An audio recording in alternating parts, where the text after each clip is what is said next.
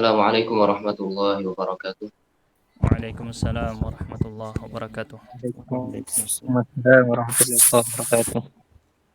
Alhamdulillah wa asyhadu an la ilaha illallah wahdahu la syarikalah wa asyhadu anna Muhammadan abduhu wa rasuluh. Allahumma salli wa sallim wa barik ala nabiyyina Muhammad wa ala alihi wa sahbihi ajma'in. Amma ba'du.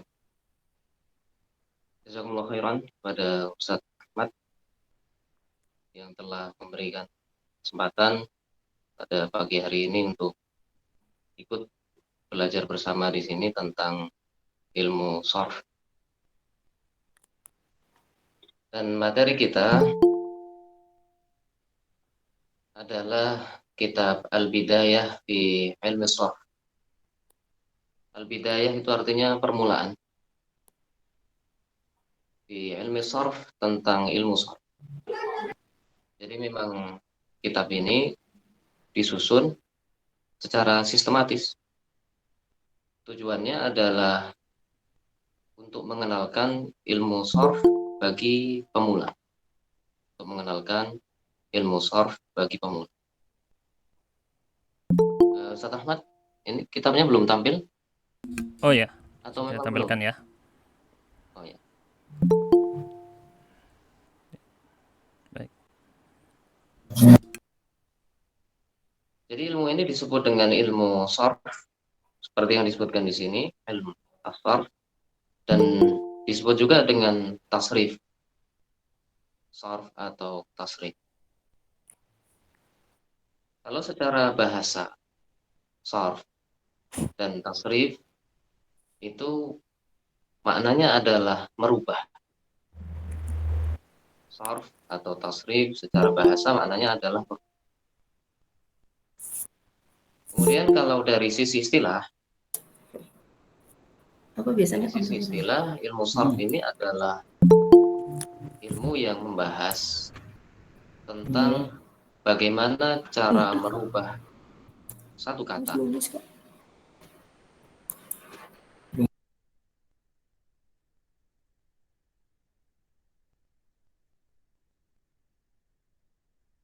Ya Ustadz, Ustadz Mukhlis, suatu kata.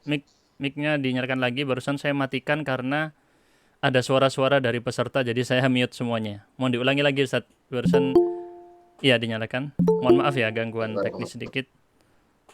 Sorof secara bahasa mungkin tadi diulangi Ustadz. Sarf secara bahasa dan juga bisa disebut dengan tasrif. Sarf atau tasrif secara bahasa maknanya adalah merubah.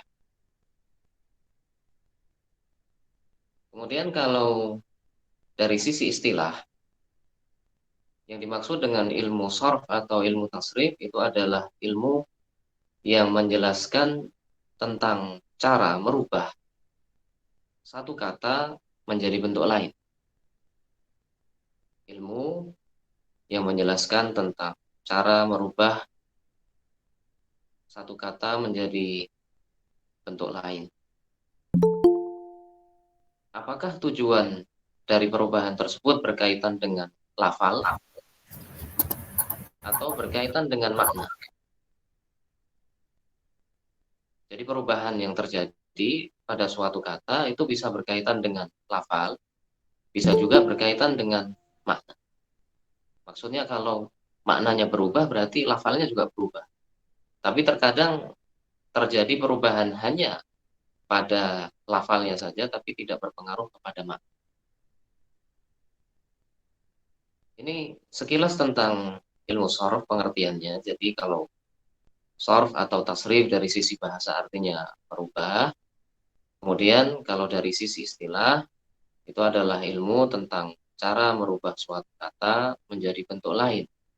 Apakah tujuannya berkaitan dengan lafal saja atau berkaitan dengan lafal dan makna. Contoh misalnya muslimun, satu orang laki-laki muslim. Kita ingin merubah menjadi dua orang misalnya. Maka kita rubah, kita tambah alif dan nun di bagian akhir. Berubah menjadi muslimani, dua orang muslim. Nah, bentuk perubahan seperti ini termasuk dalam pembahasan sarf atau tasrif. Kita langsung saja masuk ke bab yang pertama, atau sebelum itu, sebelum halaman 13, di sini disebutkan 11 bab yang akan kita bahas insya Allah dalam kitab ini.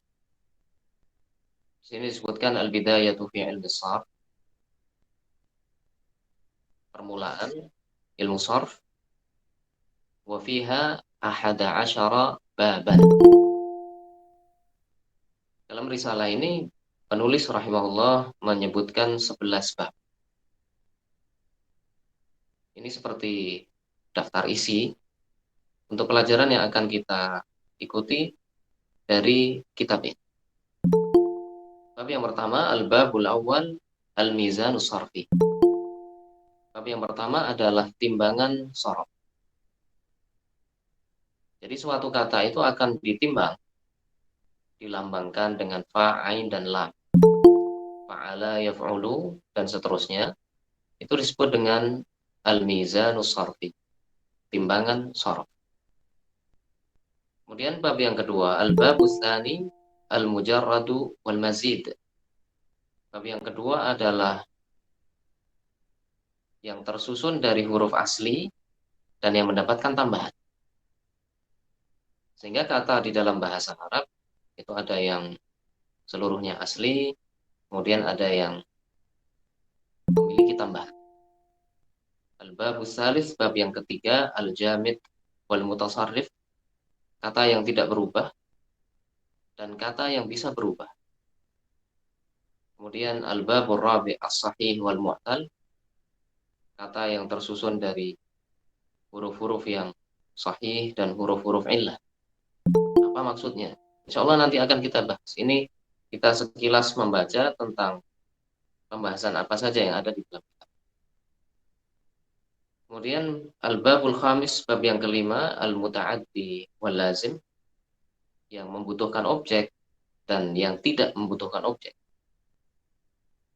Al-babus sadis, bab yang keenam, al-mabni lil ma'lum wal mabni lil majhul, kata kerja aktif dan kata kerja pasif. Kalau dalam bahasa kita ada memukul, dipukul misalnya. Bagaimana cara membentuknya dalam bahasa Arab? Al-babus sabi' al-masadir, bab yang ke-7 tentang masdar. Fa'ala yaf'ulu, fa'lan misalnya. Fa'lan dan bentuk-bentuk lainnya apa saja akan disebutkan di sini. Al-babus samin, bab yang ke-8, al-mustaqqat, kata yang diambil dari kata yang lain. Al-babut tasi', bab yang ke-9, at-tasghir, mengecilkan suatu bentuk kata. Al-babul ashir, an-nasab, menisbahkan, menyandarkan sesuatu kepada yang lainnya. Al-babul hadi asyar, bab yang ke-11 yang terakhir dalam kitab ini, hamzatul wasli wal qat'i, hamzah wasal dan hamzah qat'i. Ini sekilas tentang pembahasan yang akan kita simak di dalam kitab ini, insya Allah. Dan mungkin masih banyak yang perlu dijelaskan dari pembahasan-pembahasan, judul-judul pembahasan tadi. Insya Allah nanti pada tempatnya akan kita uraikan. Jadi karena ilmu sharaf ini berkaitan dengan cara menyusun kata, ilmu sharaf berkaitan dengan cara membentuk kata, maka bagi orang yang bukan Arab, bagi orang yang bukan Arab, yang tidak berbicara dengan bahasa Arab, maksudnya, itu lebih didahulukan daripada ilmu nahwu. Jadi kalau ilmu sharaf ini membentuk kata, kalau ilmu nahwu itu kaitannya dengan susunan dalam kalimat. Sehingga penting bagi kita yang tidak berbicara dengan bahasa Arab untuk memulai pelajaran bahasa Arab kita dengan ilmu sharaf supaya bisa menyusun kata. Supaya bisa menyusun kata. Nah, setelah kita bisa menyusun kata, baru setelahnya kita lanjutkan dalam menyusun kalimat tentang nahwu.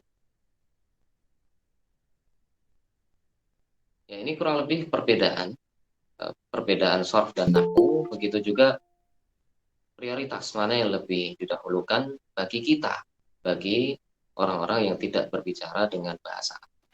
Karena kita belum memiliki kosakata, belum bisa menyusun kata, maka kita pelajari terlebih dahulu cara untuk menyusun kata, baru setelah itu masuk dalam tahapan selanjutnya, ilmu nahwu. Itu kaitannya dengan bagian akhir ketika sudah terangkai dalam